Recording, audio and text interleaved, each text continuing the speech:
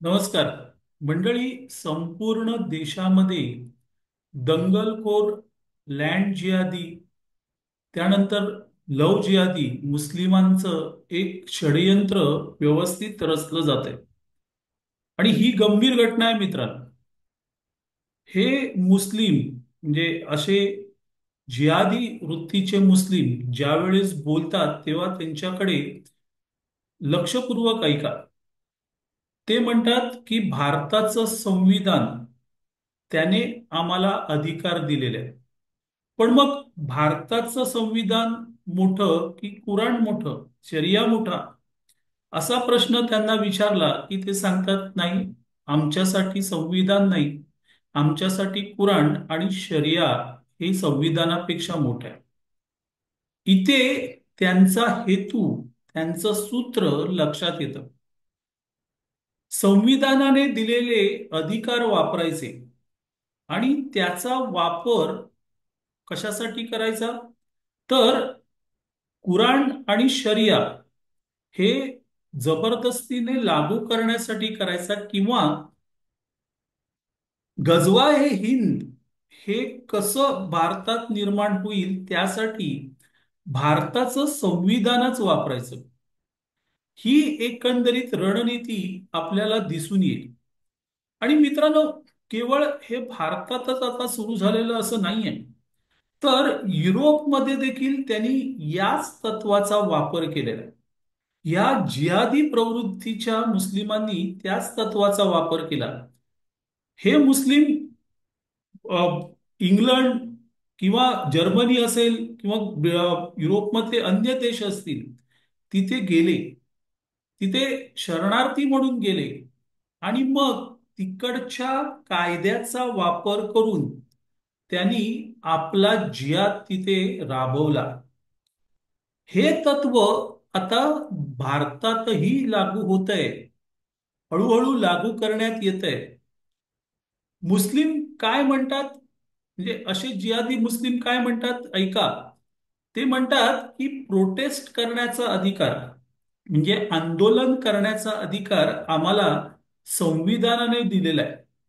आणि आंदोलनाच्या ठिकाणी ट्रक भरभरून येतात. पण त्यानंतर काय करतात?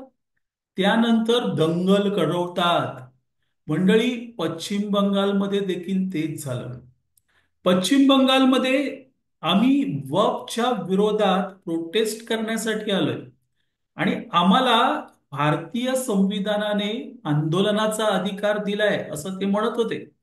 ते एकत्र आले आणि त्यानंतर त्यांनी तिथे दंगल घडवली. आता एकत्र आले त्याच वेळेस त्यांना रोखणं शक्य होतं, पण त्यांनी भारतीय कायद्याचा वापर कसा कुबेने केला बघा. मंडळी, जास्त लांब जाऊ नका. अ, अगदी सारसबाग, पुण्यातल्या सारसबागेची गोष्ट आहे. ईदच्या दुसऱ्या दिवशी, म्हणजे बासी ईद होती त्यावेळेस, असं म्हटलं जात आहे की तिथे सारसबागमध्ये मोठ्या संख्येने मुसलमान आले आणि तिथे त्यांनी अक्षरशः धुमाकूळ घातला. त्यांनी नॉनव्हेज पदार्थ खाल्ले, त्यातले मांसाचे तुकडे त्यांनी काही तळ्यात फेकले, तिथे संपूर्ण घाण करून ठेवली. आता सारसबाग हे देवस्थान आहे आणि त्या भोवतालची जी बाग, म्हणजे आतमध्ये देवस्थान आहे आणि त्या भोवतालची ती बाग आहे, ती मुंबई, ती पुणे महानगरपालिकेच्या हद्दीत आहे. आता हा कायदा त्यांना माहिती आहे आणि त्यामुळे भारतीय संविधान म्हणजे तो कायदा वापरून ते त्या सारसबागेत गेले आणि तिथे त्यांनी धुडगूस घातला.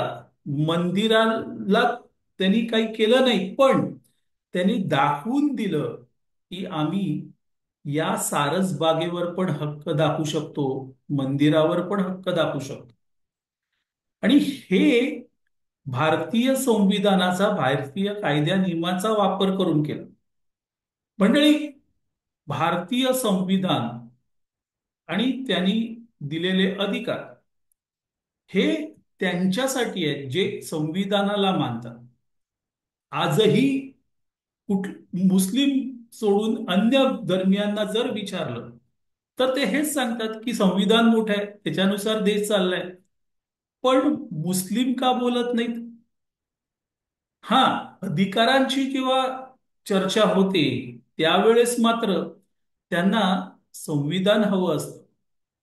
आणि ज्या वेळेस कर्तव्याचं भान त्यांना दिलं जातं त्यावेळेस मात्र ते शरिया आणि कुराणच्या मागे जातात. हे यामागचं गणित आहे. जी दंगली झालेल्या आहेत किंवा देशभरात दंगल घडवण्याची पद्धत अवलंबली जाते ती याच तत्वानुसार आहे.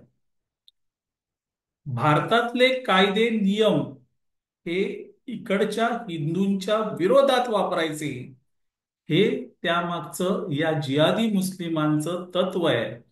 ते वेळीच ओळखा मित्रांनो.